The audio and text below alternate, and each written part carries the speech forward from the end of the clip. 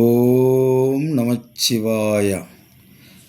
இன்னைக்கு ஒரு எல்லாத்துக்குமே ரொம்ப அவசியமான ஒரு தலைப்பு, நவீன ஜோதிட சிந்தாமணி அப்படின்ற ஒரு புத்தகத்தில் இருக்கக்கூடிய செய்தியைத்தான் இன்னைக்கு இந்த வீடியோவில் பார்க்க போகிறோம்.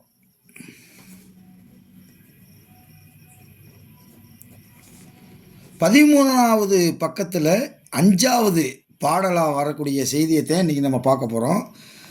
அதாவது சந்திரன் இருக்கக்கூடிய இடத்திலிருந்து 4வது இடத்தில் சூரியன் நின்றால் என்ன பலன் அப்படின்றத சொல்லியிருக்காரு. அதாவது தாயார் எந்தவித சுகத்தையும் அனுபவிக்க மாட்டார்.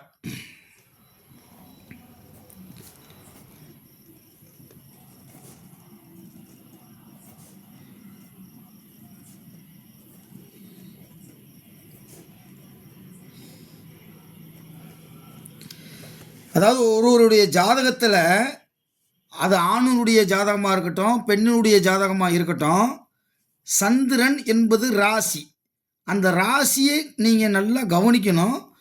அந்த ராசியிலிருந்து 4வது இடத்துல சூரியன் இருந்தால் அந்த ஜாதகருடைய அம்மாவுக்கு எந்தவித சுகத்தையும் அனுபவிக்க மாட்டார். அதாவது இதுக்கு என்ன அர்த்தம் அப்படின்னா, நல்ல ஒரு வீடு, ஒரு காரு, ஒரு ஏசி, இந்த மாதிரி ஒரு சுக வாழ்க்கையை அவர் அனுபவிக்க மாட்டார் அப்படின்னு அர்த்தம். ஓகேவா? 2வது, இந்த சூரியன் இருந்தாலே, 4வது இடத்துல சூரியன் இருந்தால் அவர் தனக்கு நிகர் தானே என நினைத்து தன்னைத்தானே பெருமையாக பேசிக்கொள்வார். குத்துச்சண்டை வீரனாகவும் இருப்பார். அதாவது ஸ்போர்ட்ஸில் ஏதாவது ஒரு விளையாட்டு இதில் ஒரு பெரிய ஆளாக இருப்பார். சந்திரனுக்கு 4ஆம் இடத்துல சூரியன் இருந்தால் தாயார் எந்தவித சுகத்தையும் அனுபவிக்க மாட்டார். குத்துச்சண்டை வீரராக இருப்பார். மல்யுத்தம் போன்ற வீர விளையாட்டுக்கள் ஏதேனும் ஒன்றில் அவர் வெற்றி வாகை சூடி பேர் புகழ் பரிசு பட்டம் பெறுவார் என்பது திண்ணம். ஓகேவா? அடுத்து, சந்திரன் இருக்கக்கூடிய இடத்திலிருந்து 4வது இடத்தில் செவ்வாய் இருந்தால், அதாவது எல்லாமே பலமாகன்னு போட்டுக்குங்க, பலமாய். ஏன்னா 4ஆம் இடம் கடக வீடாக செவ்வாய் இருக்கு சார், நீங்கள் சொன்னது நடக்கலை அப்படின்னு சொல்லிடக்கூடாது. செவ்வாய் அங்கே கடகத்தில் நீசமாயிரும். அப்போ பலமாய் 4ஆம் இடம்னா நட்பு வீடாய், அட்லீஸ்ட் ஒரு பகை வீடாய் அந்த மாதிரி இருக்கணும். ஒரு பலமாய் இருந்துச்சுன்னா மனைவிக்கு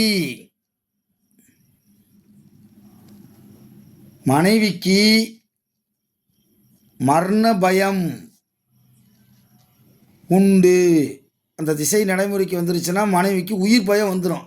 அப்போ ஏதாவது ஒரு நோய், ஆபத்து, சிக்கல் இது மாதிரியெல்லாம் ஏற்படுவதற்கு வாய்ப்பு இருக்குது அப்படின்னு சொல்கிறாரு. அதுக்கடுத்து, வாழ்வு நசியும், குடும்ப வாழ்க்கை நசியும்ன்றார். குடும்ப வாழ்க்கை நசியும். அப்போ என்னன்னா, மனைவியை விட்டு இழப்பதற்கு இதெல்லாம் உண்டு அப்படின்னு அர்த்தம். அப்போ 4ல் இருந்தால் இன்னொன்று என்ன சொல்கிறார், புத்திர விருத்தி.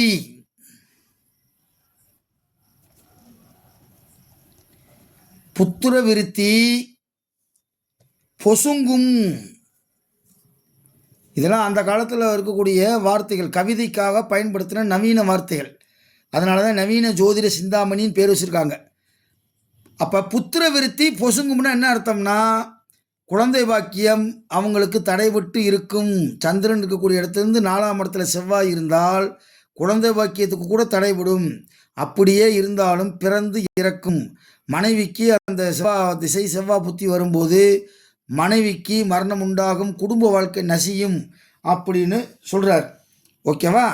அடுத்து சந்திரன் இருக்கக்கூடிய இடத்திலிருந்து 4வது இடத்தில் சுக்கிரன் இருந்தால் நித்திய தரித்திரம் உண்டு. நித்திய தரித்திரம் உண்டுன்றார்.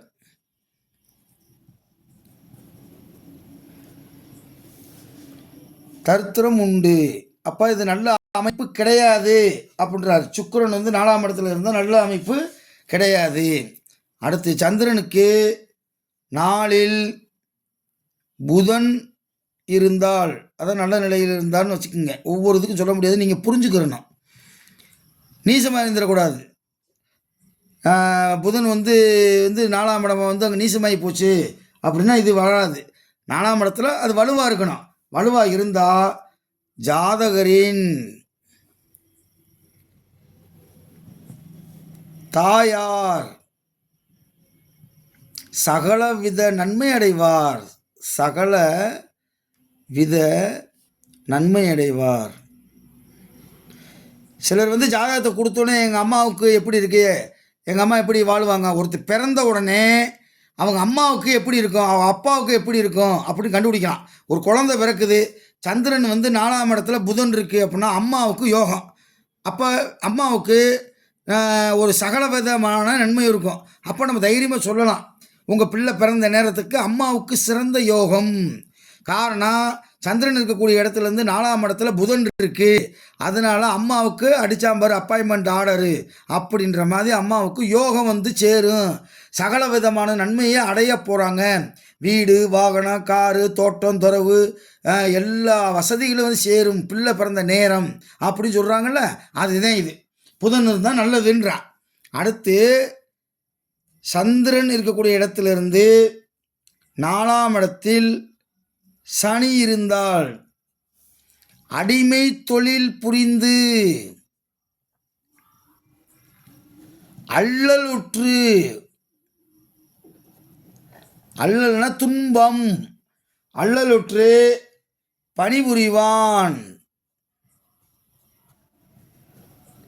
பாருங்க, சந்திரன் இருக்கக்கூடிய இடத்துல 4ஆம் இடத்துல இருந்தால் அல்லலுற்று அடிமை புரிவான். அடுத்து சந்திரன் இருக்கக்கூடிய இடத்திலிருந்து 4இல் குரு இருந்தால் உயர்ந்த வாழ்வு கிடைக்கும். உயர்ந்த வாழ்வு உண்டு. எதிரியை முறியடிக்கும் ஆற்றல் உடையவன். எதிரியை முறியடிக்கும் ஆற்றல் உண்டு. எதிரி என்பது 2 வகை இருக்குது. ஒன்று நம்மளே எதிரியை உருவாக்கி கொள்வது, இன்னொன்று எதிரி ஜாதக விதிப்படி சேர்ந்துருவான். மறைமுக எதிரி, நேரடி எதிரின்னு 2 வகையான எதிரி இருக்கான். நேரடி எதிரியே தெரியும் நமக்கு, இவன் தான் நமக்கு எதிரின்னு. ஆனால் மறைமுக எதிரின்னு ஒருத்தர் இருப்பான். அவனை யார் எவர் எங்கே இருந்துன்னு தெரியாது. இந்த வடிவேலை ஒரு இடத்துல சந்துக்குள்ளே கல்லை கொண்டு எறிவாங்க, மடார் மடார்னு சாணியெல்லாம் கொண்டு எறிவாங்க. அவர் அருவா வச்சுக்கிட்டு வாடா வாடா வாடா கிட்டக்க வாடான்னு உடம்புல அடி விழுந்துக்கிட்டே இருக்கும். அது மாதிரி இருக்கக்கூடியது மறைமுக எதிரி. அதெல்லாம் இருப்பேன். அது எவனாக இருந்தாலும் அவனை தூக்கி போட்டு தும்சம் பண்ணக்கூடிய ஆற்றல்.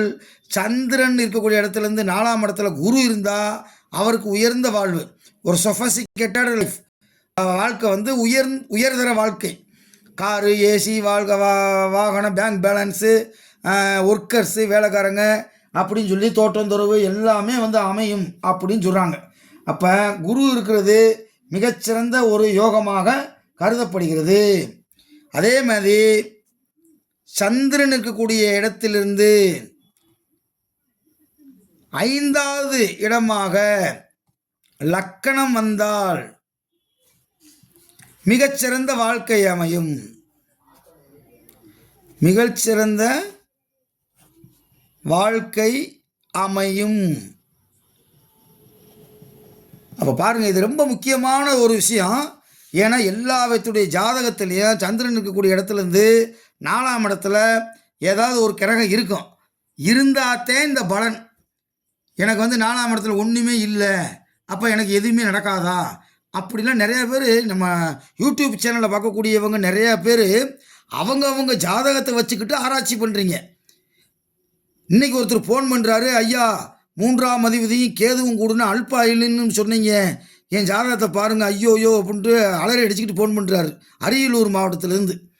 எனக்கு வேதனையாக இருந்துச்சு. அதாவது எதை எதை யார் யார் செய்யணுமோ அதை எதை அவங்கவுங்க வந்து செய்யணும். சும்மா ஒரே ஒரு விஷயத்தை மட்டும் எடுத்துக்கிட்டு நீங்கள் பயப்படுவதோ அல்லது ஒரே ஒரு விஷயத்தை மட்டும் எடுத்துக்கிட்டு ஆகா ஓஹோ நம்ம வாழ்க்கை சூப்பராக இருக்குன்னு நினைக்கிறதோ மிகப்பெரிய தவறு. அதை எதை அவங்கவுங்க செஞ்சாதான் கரெக்டாக இருக்கும். இந்த பேப்பரில் படித்து கரூரில் வந்து ஒருத்தர் யூடியூப்பில் பார்த்து பிரசவம் பார்க்குறது எப்படி அப்படின்னு சொல்லி யூடியூப்பில் பார்த்துட்டு மனைவிக்கு பிரசவம் பார்த்து மனைவியும் குழந்தையும் இறந்தே போச்சு. இது போன வருஷம் பேப்பரில் வந்த செய்தி. அப்போ டாக்டர் செய்யக்கூடிய வேலையை யூடியூப்பை பார்த்துட்டு நீயே செஞ்சேன்னா அந்த வேலை சிறக்காது. அது மாதிரி தான் ஜோதிடமும்.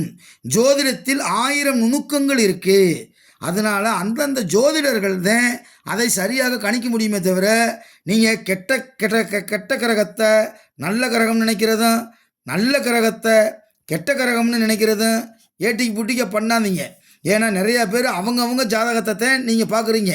ஓகேவா? இது வந்து பார்த்துட்டு ஜோதிடமாக தொழிலாக வைக்கக்கூடியவங்களுக்கு தான் இவ்வளோ விஷயங்கள் பயன்படுத்தும். அதனால் காசு பார்க்காம யாராவது ஒரு ஜோதிடர் அது நம்மகிட்ட தான் வரணும்னு அவசியம் கிடையாது. உங்களுக்கு சிறந்த உங்களுக்கு தெரிஞ்ச ஒரு நம்பிக்கை உள்ள ஜோசியர்கிட்ட போய் ஜாதகத்தை பாருங்கள். அதை நீங்களே ஒரு மன உளைச்சலை உண்டு பண்ணிக்கிறாதீங்க. மன உளைச்சலை போல் ஒரு மரண தண்டனைக்கு சமமானது வேறு எதுவுமே கிடையாது. அதனால் நீங்கள் வந்து ஜோதிடத்தை நீங்களே யூடியூப்பில் பார்த்து ஒவ்வொன்றா பார்க்காதீங்க. ஒரு விஷயத்துக்கு இன்னொரு விஷயம் உண்டு, அது உங்களுக்கு தெரியாது. அப்போ நல்லதாகவும் நினைக்காதீங்க, கெட்டதாகவும் நினைக்காதீங்க. ஓகேவா? இப்போ நம்ம தொடர்ந்து நம்ம அடிப்படை ஜோதிடம் ஆன்லைன் வகுப்பு நடந்து கொண்டு இருக்கிறது.